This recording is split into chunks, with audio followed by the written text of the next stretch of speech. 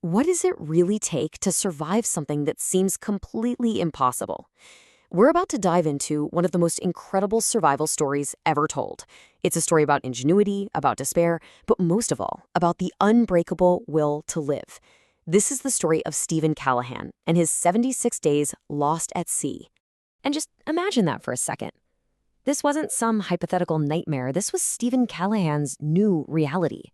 His boat is at the bottom of the ocean, he has almost no water, and the horizon in every direction is just nothing. A flat, endless, indifferent ocean. The question isn't just if he can survive, it's how. So how in the world did he end up here? Well, let's rewind. It's January 1982. Callahan's an experienced sailor and he's crossing the Atlantic by himself. He's just a week out from the Canary Islands when, in the dead of night, there is this massive impact. It was probably a whale. It rips a huge hole in his boat, the Napoleon Solo. And just like that, it's going down, and it's going down fast. Now, think about the level of calm this must have taken. I mean, most of us would panic, right? But Callahan knew. He knew his only shot was to grab whatever he could. He's diving completely blind into the darkness, just feeling his way around what was seconds away from becoming his own watery grave, desperately searching for anything that might make the difference between life and death. And this is it. This is everything he managed to grab. It's not a lot, is it? A spear gun, some fishing gear, and what he thought was his most valuable lifeline, a water purifier. Oh, and that canned food, that was only going to last him a couple of weeks tops. After that, he was completely on his own. So he managed to escape his sinking boat, but he basically traded it for this, a tiny inflatable raft. He even grimly nicknamed it his floating coffin. At this point, he's just a speck of life in one of the most isolated places on the entire planet. And this is how long he'd be out there. 76 days. That's over 2.5 months. Just try to wrap your head around that. It's a number that feels almost impossible to really comprehend. Just adrift, with absolutely no guarantee of ever seeing land or another human being ever again. Okay, so his first and most immediate problem was water. He had just 8 ounces to start with. 8. Out there in the punishing sun and the corrosive saltwater, dehydration would be a swift, brutal killer. His survival clock was already ticking loudly. And his food supply? Just as bad. The corned beef and beans would be gone in less than 3 weeks. To have any chance of surviving, he was going to have to become a hunter and a forager, right there in the middle of the Atlantic Ocean. But you see, this is where the story pivots. It goes from being one of pure survival to one of just unbelievable human ingenuity. When he was faced with what was pretty much certain death, Callahan had to innovate. He became, for all intents and purposes, the MacGyver of the Atlantic. Remember that water purifier he salvaged? The one thing he thought would save him? Yeah, it was a dud. Completely useless. So he had to get creative. He rigged up this incredible system using tarps and some balloons to catch what little rainwater fell. With this thing, he managed to collect about 20 ounces a day. It's barely enough to live on, but you know what? It was life. Now, to have any real hope, he couldn't just drift aimlessly. He needed to navigate. And the primary tool for doing that, long before a GPS ever existed, was the sextant. It lets you measure your position on the globe using the stars. Of course, his was at the bottom of the ocean.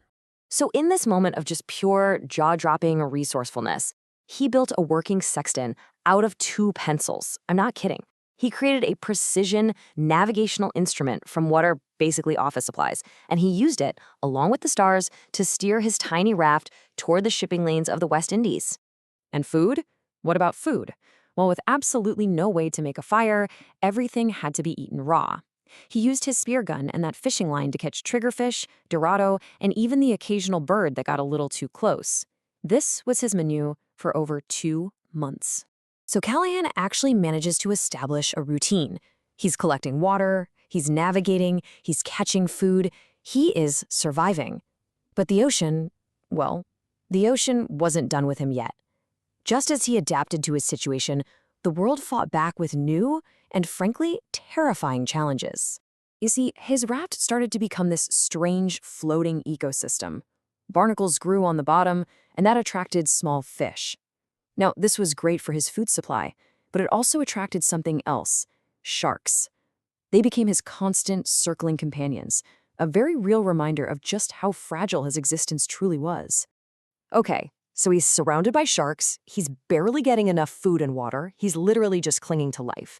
You really have to ask yourself, could it possibly get any worse for this guy? Yep. Yes, it could. A large fish, probably a dorado, attacked one of the smaller fish that was hanging out near his raft, and in the process, it tore a hole right through the inflatable floor. Now, just imagine this scene. You have to patch your only shelter while dangling your arms in the water, knowing that a group of sharks is watching you, just waiting for one wrong move. You know, the physical toll was just immense, but the psychological torture was maybe even worse. During his 76 days at sea, 7 different ships passed him by. 2 of them came less than a mile away. He fired his flares, he signaled, he did everything he could, but no one saw him. And every single time a ship disappeared over the horizon, it just took a little piece of his hope with it. But hope, no matter how battered and bruised it was, it didn't completely die.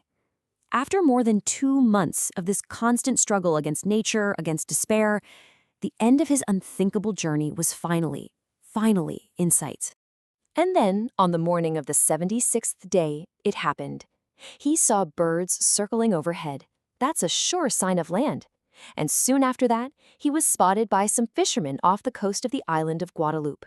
His ordeal was finally over. He had lost 40 pounds. His body was covered in sores from the constant exposure to sun and salt. But rather than let this trauma define the rest of his life, he used it. He wrote a best-selling book about his experience. He even consulted on the movie Life of Pi to make sure it felt authentic. And get this, he designed a better, more survivable life raft called the Clam, all so that other people might not have to endure what he did. I mean, his story is just a profound lesson in resilience. And it leaves us with one last question for you to think about. After hearing everything he went through, seeing his ingenuity, his sheer will to live against all of those odds, could you have done it? Could you have kept your cool while patching a leaking raft with sharks as your audience? It's just a testament to what a human being is truly capable of when everything is on the line.